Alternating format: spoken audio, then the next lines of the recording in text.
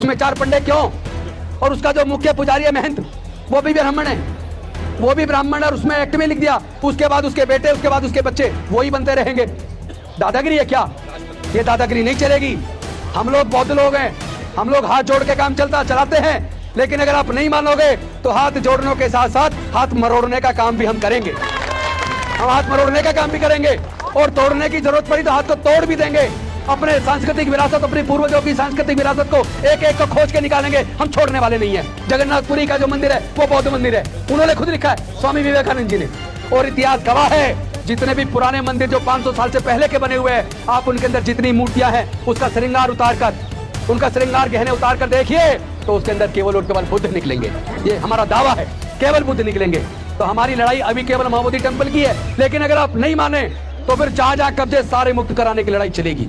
कई हमारे विधायकों ने, जिसमें एससी के भी, एसटी के भी, ओबीसी के भी विधायकों ने महाबोधि महाविहार को मुक्त कराने की लड़ाई महाविहार की विधानसभा के अंदर भी उठाई है। और इस बार संसद सत्र चल रहा है, हमारे साथी भाई चंद्रशेखर ने भी उठाई है और मेरी सांसदों से बात हुई है। अभी सत्र बाकी है, लगातार अब संसद के अंदर भी महाबोधि महाविहार की मुक्ति की लड़ाई लड़ी जाएगी। वहां भी हमारे सांसद आवाज उठाएंगे। ये बिहार की सरकार बर्बाद हो जाए, इससे पहले कि ये केंद्र की सरकार बर्बाद हो जाए, अफगानिस्तान से सबक ले लो और बीपी एक्ट 1949 एक्ट को रद्द करके महाबोधि महाविहार का संचालन पूरी तरह बौद्धों को सौंप दो, वरना तुम्हारी बर्बादी निश्चित है।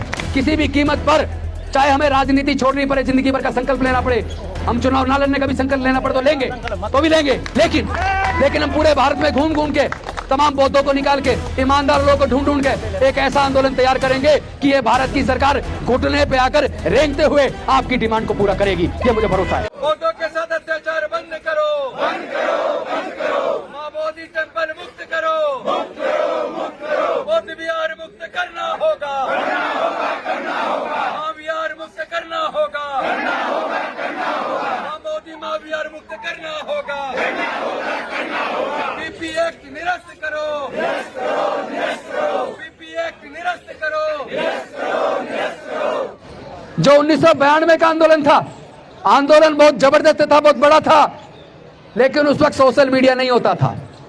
और देश का जो मुख्य मीडिया है, चाहे वो इलेक्ट्रॉनिक मीडिया हो चाहे प्रिंट मीडिया हो, आप सबको पता है वो कभी भी इस देश के दलितों की, पिछड़ों की, वंचितों की, आदिवासियों की और अल्पसंख्यक समाज के मुद्दों को कभी हाईलाइट नहीं करता, कभी उनको कवरेज भी नहीं करता।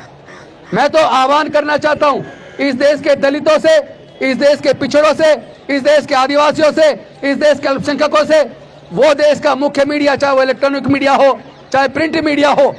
अभी आपने देखा होगा 3 दिन पहले कैलिफोर्निया के अंदर जो गुजराती समाज के लोगों का वहां पर एक मंदिर है, उस मंदिर में बेइज्जती की गई, तो यहाँ पूरे भारत के मीडिया ने उसको कवर किया, अखबारों में छापा। उस दिन भी मैंने फेसबुक लाइव किया था कि अगर कैलिफोर्निया के अंदर गुजरातियों के मंदिर के अंदर अगर अपवित्र उसको किया गया तो वो गलत किया। किसी को हक नहीं है किसी दूसरे के धार्मिक स्थल पर जाकर कुछ भी गलत कार्य करने का, और उसकी भर्त्सना होनी चाहिए, कानून की मांग की जानी चाहिए, दोषियों को सजा देने की। लेकिन ये कैसा मीडिया है कि कैलिफोर्निया, अमेरिका की कैलिफोर्निया के अंदर मंदिर में हुई घटना को आप कवर कर रहे हो, और यहाँ हमारे पूरे दुनिया के बौद्धों की आस्था का केंद्र महाबोधि महाविहार, जहाँ तथागत बुद्ध को ज्ञान की प्राप्ति हुई थी, उसका आंदोलन पूरे देश में चल रहा है। अमेरिका के अंदर, इंग्लैंड के अंदर, जर्मनी के अंदर, फ्रांस के अंदर, तमाम देशों में भी बौद्ध लोगों ने, अम्बेडकरवादियों ने महाबोधि टेम्पल की मुक्ति का आंदोलन वहां किया है। और भारत के कोने कोने में, चूंकि आप सोशल मीडिया से देख पा रहे होंगे, भारत के लगभग सभी राज्यों में महाबोधि महाविहार को मुक्त कराने का आंदोलन चल रहा है। लेकिन आपने भारत के किसी मुख्य मीडिया में, किसी भी डिजिटल मीडिया पे, किसी अखबार में आपने महाबोधि महाविहार की मुक्ति आंदोलन की एक भी लाइन नहीं देखी होगी। तो जो देश का मुख्य मीडिया देश के तमाम एससी, एसटी, ओबीसी और माइनॉरिटी के मुद्दों को दरकिनार करता, नजरअंदाज करता है, मैं मांग करता हूं पूरे देश के एससी, एसटी, ओबीसी, माइनॉरिटी के लोगों को इस मुख्य मीडिया का बहिष्कार करो। बहिष्कार होना चाहिए कि नहीं होना चाहिए? इनके टीवी चैनलों को देखना बंद कर दो, इनके अखबारों को पढ़ना बंद कर दो। जितने हमारे बहुजन समाज के यूट्यूबर्स हैं जो समाज के सारे मुद्दों को उठा रहे हैं, हमें चाहिए कि हम अपने यूट्यूबर्स को प्रमोट करें, इनके सबके यूट्यूब को, चैनलों को देखें, जो भी आर्थिक मदद दे सकते हैं वो भी दें, क्योंकि आर्थिक पैसे के अभाव में हमारे ये सारे चैनल बेचारे दम तोड़ रहे हैं। और मैं एक और बात बता दूं, और मैंने ये संकल्प भी ले लिया है, और मैंने नहीं, क्योंकि ये केवल मेरा आंदोलन नहीं है, इतिहास गवाह है भारत में जितने अनुसूचित जाति, जनजाति और पिछड़े वर्ग के लोग हैं, वो लोग अपना इतिहास पढ़ लें, क्योंकि जो लोग अपना इतिहास नहीं जानते वो कभी इतिहास नहीं बना सकते। वो अपना इतिहास पढ़ लें। उनके पूर्वज बौद्ध थे, उनके पूर्वज बौद्ध थे। तमाम देश के दलितों के पूर्वज बौद्ध हैं, तमाम आदिवासियों के पूर्वज बौद्ध हैं, तमाम पिछड़े समाज, पिछड़े वर्गों के पूर्वज बौद्ध हैं, और अल्पसंख्यक समाज के भी 90% लोगों के पूर्वज बौद्ध हैं। क्योंकि उन्होंने जाति के उन्मूलन की वजह से, जाति के उन्मूलन की वजह से उन्होंने इस धर्म को छोड़कर कुछ लोग सिख बन गए, कुछ लोग ईसाई बन गए, कुछ लोग मुस्लिम बन गए। तो ये सच्चाई है कि देश के अंदर 90% इतिहास गवाह है। जहां भी खुदाई होती है अखंड भारत में, म्यांमार से लेकर ईरान, इराक तक, जहां भी खुदाई होती है, खुदाई में केवल और केवल बुद्ध निकलते हैं। कोई दूसरा अवशेष आज तक भारत के अंदर नहीं निकला। आपको पता होगा जब अयोध्या के अंदर खुदाई हुई तो पता लगा वहां बौद्धों की साकेत नगरी थी। तमाम अवशेष बुद्ध के निकले हैं। वो अलग बात है कि सर्वोच्च न्यायालय ने बुद्ध के अवशेषों को तो दरकिनार कर दिया और कानून को और साक्ष्यों को ताक पर रखकर उन्होंने आस्था के आधार पर जजमेंट दिया। आपने देखा होगा पिछले दिनों हमारे देश के पूर्व मुख्य न्यायाधीश डीवाई चंद्रचूड़ जी का वो बयान आया था, जिसमें उन्होंने कहा था कि जब ये सुनवाई के लिए हमारे पास केस आया बाबरी मस्जिद वाला, तो मैंने भगवान के सामने में बैठ गया और मैंने उनसे सलाह ली, क्या करूं। अरे भाई, तुम्हें सलाह उनसे नहीं लेनी जो है नहीं। आपको सलाह भारत का संविधान दे रहा है, आपको कानून दिया गया कि इस कानून के हिसाब से आपको जजमेंट देनी है, साक्ष्यों के आधार पर आपको जजमेंट देनी है। लेकिन भारत का अगर मुख्य न्यायाधीश साक्ष्यों को ताक पर रखकर और देश के संविधान को ताक पर रखकर अगर आस्था के ऊपर आधार पर जजमेंट देता है तो वो भी दमनकारी, अन्यायकारी है, वो न्यायिक अधिकारी होने के काबिल नहीं है। ये शर्मनाक है। बेशक अगर कंटेम्प्ट ऑफ कोर्ट मेरे खिलाफ हो जाए तो मैं तैयार हूं, इसलिए तैयार हूं क्योंकि हमें शर्म आती है कि एक तरफ हम कहते हैं कि मैं बुद्ध के देश से आया हूं, भारत बुद्ध की भूमि है, हमने दुनिया को युद्ध नहीं बुद्ध दिए। अरे अगर बुद्ध दुनिया को दिए और भारत दुनिया में बुद्ध के देश के रूप में जाना जाता है, तो फिर बुद्ध की पूरे दुनिया के बौद्धों की आस्था का केंद्र माँ बोधि महाविहार के उस महाविहार के अंदर, उसमें 4 पंडे क्यों? और उसका जो मुख्य पुजारी है महंत, वो भी ब्राह्मण है, वो भी ब्राह्मण, और उसमें एक्ट में लिख दिया उसके बाद उसके बेटे, उसके बाद उसके बच्चे वही बनते रहेंगे। दादागिरी है क्या? ये दादागिरी नहीं चलेगी। हम लोग बौद्ध लोग हैं, हम लोग हाथ जोड़ के काम चलाते हैं, लेकिन अगर आप नहीं मानोगे तो हाथ जोड़ने के साथ साथ हाथ मरोड़ने का काम भी हम करेंगे। हम हाथ मरोड़ने का काम भी करेंगे और तोड़ने की जरूरत पड़ी तो हाथ को तोड़ भी देंगे। हम तो चाहते हैं कि शांतिपूर्वक तरीके से आप हमारी इस डिमांड को पूरा कर दो। और एक और बात बता दूं, अभी तो हम सब की तरफ से, पूरे दुनिया के बौद्धों की तरफ से, भारत के बौद्धों की तरफ से अभी हम बात कर रहे हैं माँ बोधि महाविहार को मुक्त करने की, बौद्धों को सौंपने की, Buddhist temple management committee act 1949 act को रद्द करने की।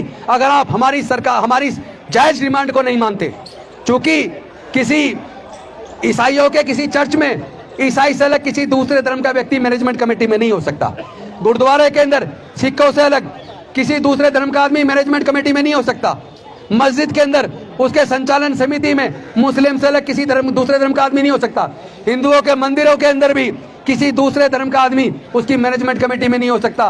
तो फिर हमारे महाबोधि महाविहार के एक्ट मैनेजमेंट कमेटी के अंदर चार पंडे क्यों? 4 पंडे क्यों? तो ये ब्राह्मण धर्म की साजिश है। और मैं निवेदन करता हूँ भंते जी आपसे भी, बाकी लोगों से भी, आप हिंदू धर्म बोलना बंद करो। अभी हमारे बहुत लोग वहां हैं, उनको उनका इतिहास याद दिला के सबको बौद्ध बनाना है, सबको वापस घर वापसी करवानी है, सबकी घर वापसी करानी है। अपने सांस्कृतिक विरासत, अपने पूर्वजों की सांस्कृतिक विरासत को एक एक को खोज के निकालेंगे, हम छोड़ने वाले नहीं है। अभी हमारी लड़ाई महाबोधि महाविहार की है। हम डिमांड कर रहे हैं, हाथ जोड़ के डिमांड कर रहे हैं बिहार की सरकार से भी और केंद्र की सरकार से भी, आप महाबोधि महाविहार को तुरंत मुक्त करिए। अगर नहीं करोगे तो हम आपको याद दिलाते हैं जिन विवेकानंद जी के फाउंडेशन से सलाह लेके आप केंद्र की सरकार चला रहे हो, जिस विवेकानंद का आप एबीवीपी, आप अपना छात्र इकाई चलाते हैं, उन्हीं विवेकानंद जी ने अपने जो राइटिंग लिखी है उसके 7वें वॉल्यूम के अंदर लिखा है कि भारत में बहुत सारे बौद्ध मंदिरों को कब्जा करके ये ब्राह्मण मंदिर बनाए गए। उन्हीं के 7वें वॉल्यूम में लिखा हुआ है जगन्नाथपुरी का जो मंदिर है वो बौद्ध मंदिर है, उन्होंने खुद लिखा है, स्वामी विवेकानंद जी ने। और इतिहास गवाह है, जितने भी पुराने मंदिर जो 500 साल से पहले के बने हुए हैं, आप उनके अंदर जितनी मूर्तियां हैं उसका श्रृंगार उतार कर उनका श्रृंगार गहने उतार कर देखिए तो उसके अंदर केवल और केवल बुद्ध निकलेंगे। ये हमारा दावा है, केवल बुद्ध निकलेंगे। तो हमारी लड़ाई अभी केवल महाबोधि टेम्पल की है, लेकिन अगर आप नहीं माने तो फिर जहां जहां कब्जे सारे मुक्त कराने की लड़ाई चलेगी। और ये आंदोलन मैं आपको बता दूं भंते जी, बेशक 92 का आंदोलन कुछ साल के बाद किसी भी वजह से बंद हो गया हो, लेकिन इस बार लड़ाई लंबी है, हमें भी पता है, हमें भी पता है वो बेवकूफ बना रहे हैं। क्योंकि बिहार की सरकार, आपको पता होना चाहिए, वहां भी सत्र चल रहा है बिहार का। और इस बार पहली बार खुशी की बात है, 1 नहीं 2 नहीं 3 नहीं, कई हमारे विधायकों ने, जिसमें SC के भी, ST के भी, OBC के भी विधायकों ने महाबोधि महाविहार को मुक्त कराने की लड़ाई वहां बिहार की विधानसभा के अंदर भी उठाई है।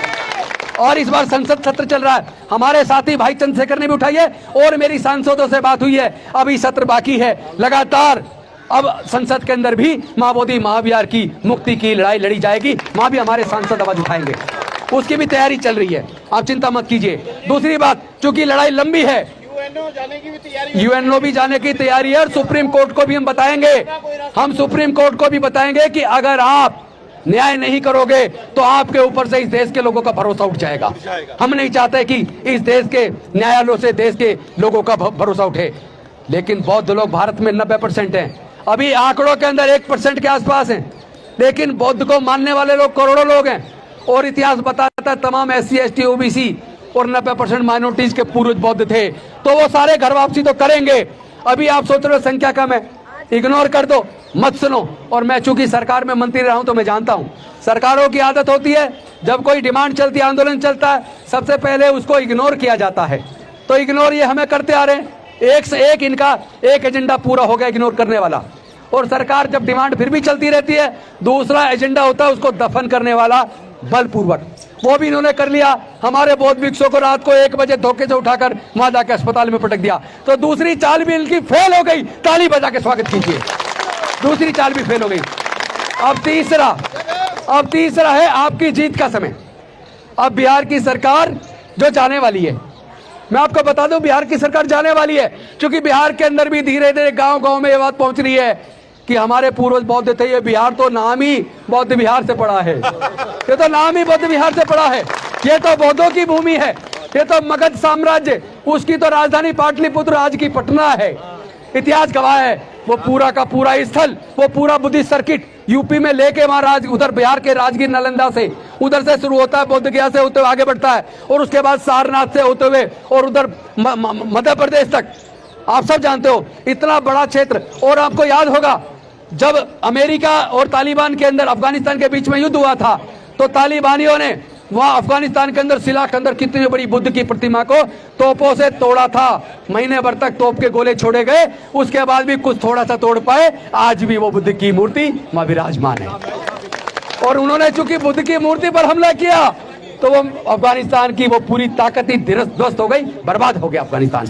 इससे पहले कि ये बिहार की सरकार बर्बाद हो जाए, इससे पहले कि ये केंद्र की सरकार बर्बाद हो जाए, अफगानिस्तान से सबक ले लो और BP एक्ट 1949 एक्ट को रद्द करके महाबोधि महाविहार का संचालन पूरी तरह बौद्धों को सौंप दो, वरना तुम्हारी बर्बादी निश्चित है। 90% लोग जब घर वापसी कर जाएंगे, क्योंकि लड़ाई लंबी है तो हम भी लंबी लड़ाई के लिए तैयार हैं। मैं आपको एक बात बता दूं, आप बनते जी इसकी चिंता मत कीजिए, पूरे देश से लोगों को लेकर सभी राज्यों का भ्रमण शुरू कर चुके हैं। अभी मैं पीछे बोध गया था, पटना में भी हमारी जगह जगह मीटिंग हुई है, अभी मैं लखनऊ गया था, लखनऊ से आया हूं। अब पूरे देश का भ्रमण मैं भी करूंगा और हम लोग बाकी लोगों को जोड़ेंगे, क्योंकि ये किसी एक व्यक्ति का नहीं होना चाहिए, किसी एक व्यक्ति का, इसमें बौद्ध भिक्षुओं को भी लेंगे।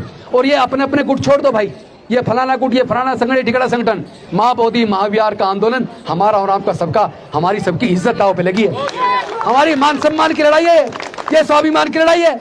इस लड़ाई में जो बाधा बनेगा वो भी अपना हश्र सोच लेना, किसी कीमत पर बकसने वाले नहीं है। इस लड़ाई को बहुत ईमानदारी से चलाना है। बीच बीच में कोई आदमी छोटी मोटी गड़बड़ी कर सकता है, पैसे का कोई छोटा मोटा गबन करेगा, लेकिन मैं चाहूंगा भंते जी कभी भी मंच पे जब कभी आंदोलन चल रहा हो, कभी भी इस तरह की बातें नकारात्मक ना करें। नकारात्मक के लिए दूसरे स्थान है, इसको तो आप आंदोलन बनाने वाली, उत्साह बढ़ाने वाली बात करें। और मैं बता रहा हूं, हम टीम बहुत बड़ी बनाएंगे, हर राज्य से प्रतिनिधि लेंगे और उसके बाद पूरे भारत का भ्रमण करेंगे। पूरे भारत के अंदर अभी आपको जल्दी ही तारीख की घोषणा की जाएगी, जिसमें पूरे भारत के जितने जिले हैं तमाम जिलों में धरना चलाया जाएगा।